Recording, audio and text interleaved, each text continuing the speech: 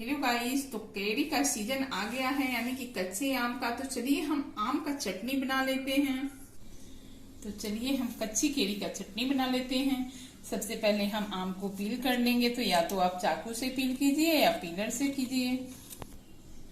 आम को हमने पील कर लिया है। अब हम इसके छोटे छोटे पीसेस कर लेंगे, क्योंकि मिक्सर जार में चलाना मुश्किल होता है। तो यहाँ पे हमने आम के टुकड़े कर लिए। एक प्याज को हमने मोटा चॉप कर लिया है। 6-7 कली लहसुन की ले ली है। तीखापन के अनुसार आप मिर्च डालिए, हमने 4 मिर्च लिया है।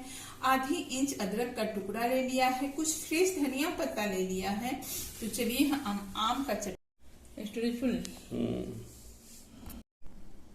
अब हम एक मिक्सर जार में सभी इंग्रेडिएंट्स को डाल लेंगे। तो सबसे पहले हम अपना मैंगो डालेंगे, यानी कि रो मैंगो। उसी के साथ हम प्याज डाल लेंगे, अदरक डाल लेंगे, हरी मिर्च, लहसुन की कलियां और हरा धनिया।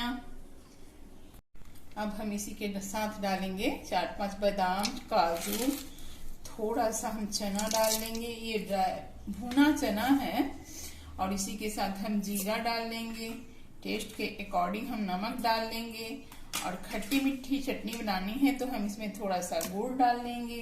साथ में हम डालेंगे ब्लैक पेपर। इससे क्या होता है, टेस्ट बहुत बढ़िया आता है। और सरसों का तेल ना हो तो फिर चटनी का मजा ही क्या। तो हम साथ में ही तेल डाल लेंगे। अब थोड़ा सा हम पानी डाल के और इसको ब्लेंड कर लेंगे।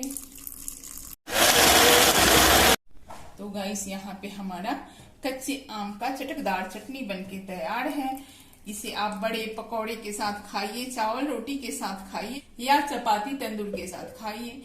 एकदम चटकदार और ताजी मैंगो की चटनी है। वीडियो अच्छी लगे तो लाइक, सब्सक्राइब और शेयर जरूर कीजिए। धन्यवाद।